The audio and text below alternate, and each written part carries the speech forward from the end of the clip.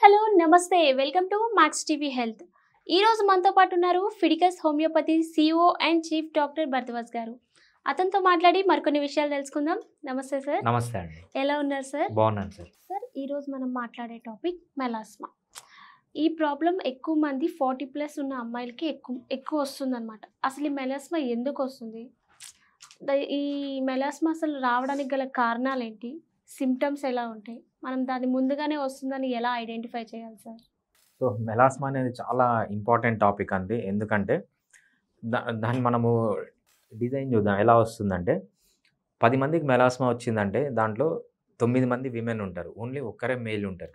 So, యాక్చువల్‌గా అయితే ఉమెన్‌కే ఎక్కువ కన్సర్న్ ఇది. కానీ ఇది ఎక్కువ విమెన్‌లోనే వస్తుందనమాట. సో, మా దగ్గరికి వచ్చే పేషెంట్స్ ఎలా ఉంటారంటే, సార్ నేను చాలా అందంగా అంటే ఫెయిర్‌గా ఉండేవాళ్ళు ఏమంటారంటే, సార్ నేను చాలా అందంగా ఉండేవాడిని. ఇప్పుడు ఎవరు అడిగినా ఏంటి నువ్వు అంత అందంగా ఉండేదాన్ని ఇప్పుడు ఇట్లా తయారైనావు ఏంటి అని అంటుంటారని బాగా ఫెయిర్‌గా ఉన్న వాళ్ళు అంటారనమాట.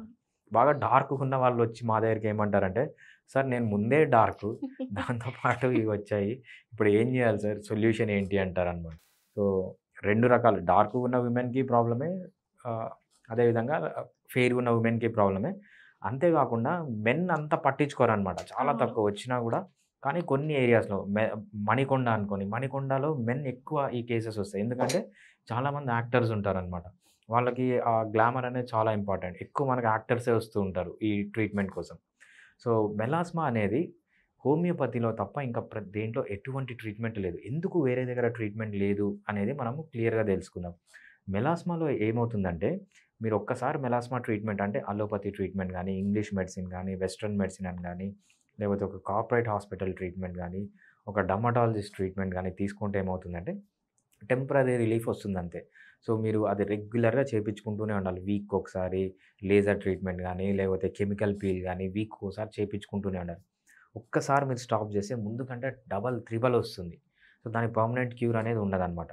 హోమియోపతిలో దీనికి పర్మనెంట్ క్యూర్ అయ్యే ఛాన్స్ ఉంది.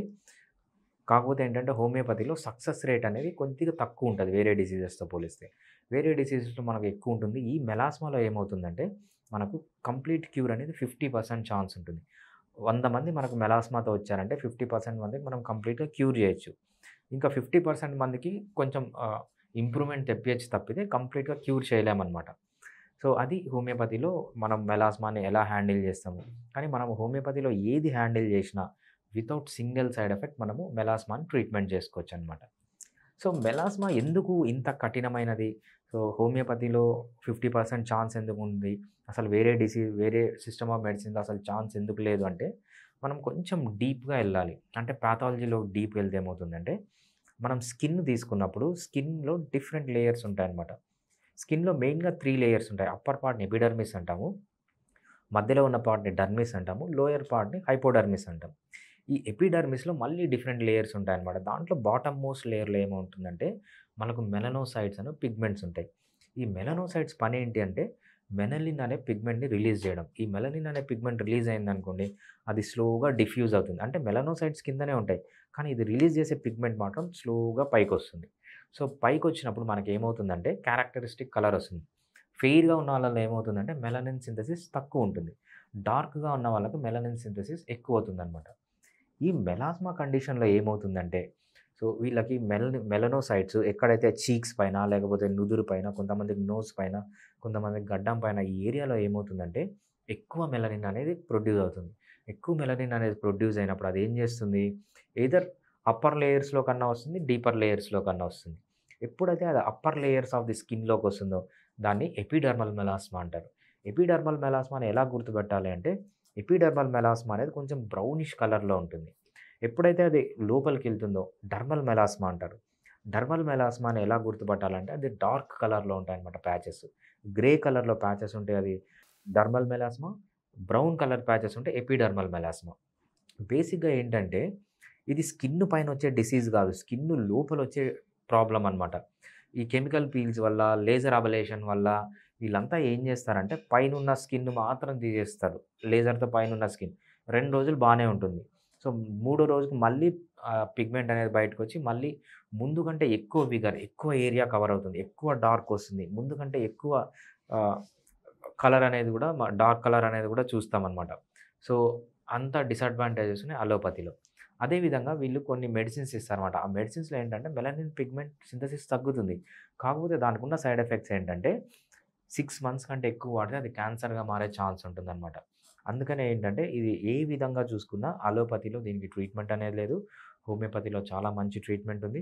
Even without single side effect మనం హోమియోపతిలో ఎక్సలెంట్‌గా దీన్ని తగ్గించుకోవచ్చు. ఓకే. ఈ మెలాస్మా డిసీజ్ ఉన్నవాళ్ళు ఎటువంటి ప్రికాషన్స్ తీసుకోవాలి sir? Right. So, melasma disease precautions తీసుకోవాలంటే మీకు మెలాస్మా ఎందుకొస్తుంది అని అది అర్థం ఆ! కావాలనమాట. ఫస్ట్ మెలాస్మాకి రీజన్ ఏంటంటే 50% జెనెటిక్. అంటే మీ ఫాదర్ సైడ్ గానీ, మదర్ సైడ్ గానీ, మీ బ్లడ్ రిలేటివ్స్‌లో ఎవరికన్నా మెలాస్మా ఉన్నా మీకొచ్చే ఛాన్స్ ఎక్కువగా ఉంటుందనమాట. First genetic. దానికి మనం ఏమీ చేయలేం జెనెటిక్ కాంపోనెంట్‌కి. జెనెటిక్ కాంపోనెంట్ ఉన్నంత మాత్రాన సరిపోదు. జెనెటిక్ కాంపోనెంట్‌కి ట్రిగ్గరింగ్ ఫ్యాక్టర్స్ తోడైతేనే మెలాస్మా అనేది బయటికి పడుతుంది.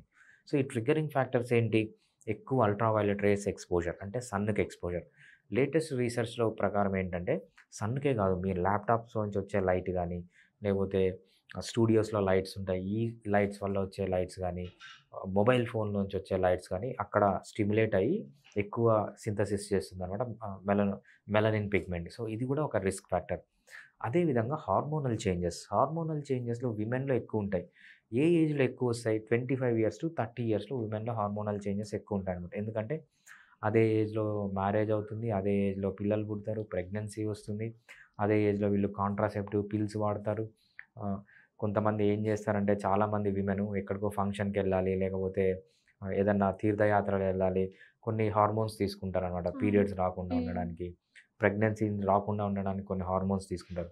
ఎప్పుడైతే మీరు హార్మోనల్ ఇంబాలెన్స్ సడెన్‌గా బాడీలో వస్తాయో, అప్పుడు మెలాస్మా వచ్చే ఛాన్స్ కూడా ఉంటుందనమాట. ఎస్పెషల్లీ ప్రెగ్నెంట్ విమెన్‌లో వస్తుంది. దాన్నేమంటామంటే క్వలాస్మా అంటామనమాట. Mainly hormonal imbalance. సో, ఎటువంటి పరిస్థితిలో మీరు హార్మోనల్ ఇంబాలెన్స్ నుంచి దూరంగా ఉండాలి. సో, విమెన్ ఏంటి కాంట్రాసెప్టివ్ పిల్స్ వాడకండి. కాంట్రాసెప్టివ్ పిల్స్ ఎమర్జెన్సీలో ఎప్పుడన్నా వాడితే ఓకే. అంతేగాని ఎవ్రీడే కాంట్రాసెప్టివ్ పిల్స్ వాడకండి. దాని బదులు మెకానికల్ మనకు కాంట్రాసెప్టివ్స్ ఉన్నాయి కదా!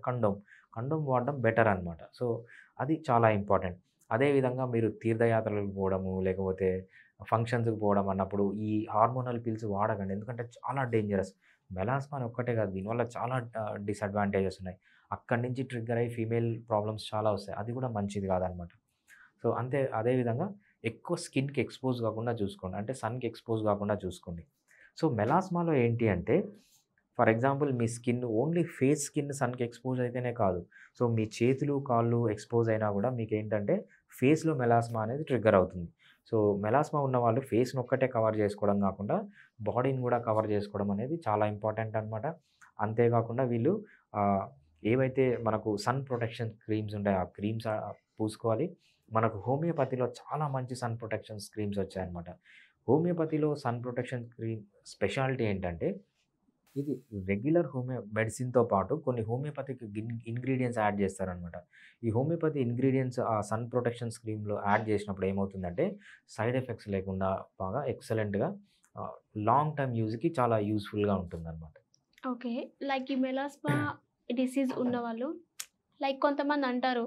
సో, స్టార్టింగ్ స్టేజ్‌లోనే ఉంది కదా! So, right. లైక్ ఎక్కువ ఫ్రూట్స్ తీసుకున్న, లైక్ ప్రాపర్ డైట్ తీసుకున్న తగ్గిపోతది అంటారు సార్. అది నిజంగానే క్యూర్ అవుతుందా సార్? రైట్.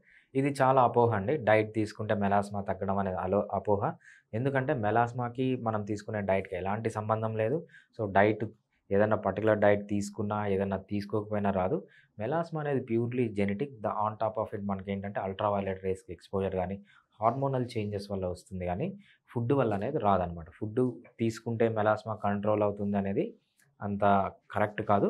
బట్ కొన్ని కండిషన్స్‌లో ఏంటంటే మీరు అబ్‌నార్మల్‌గా కార్బోహైడ్రేట్ తీసుకుంటారంటే హార్మోనల్ చేంజెస్ వస్తాయి. అది సరిగ్గా నిద్రపోలేదంటే హార్మోనల్ చేంజెస్ వస్తాయి.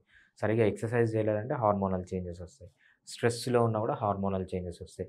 సో, ఈ లైఫ్ స్టైల్ పారామీటర్స్ కరెక్ట్ చేసుకోవడంలో ఫుడ్ ఒక పార్ట్ అంతే గాని, ఫుడ్ తీసుకున్నంత మాత్రాన మెలాస్మా కరెక్ట్ అవుతుంది అనేది రాంగ్.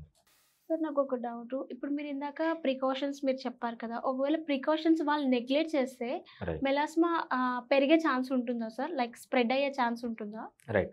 తప్పకుండా అండి. మనం చాలా కేసెస్ చూస్తాం. ఫస్ట్ ఇనీషియల్‌గా ఓన్లీ చీక్స్ పైన వస్తుంది.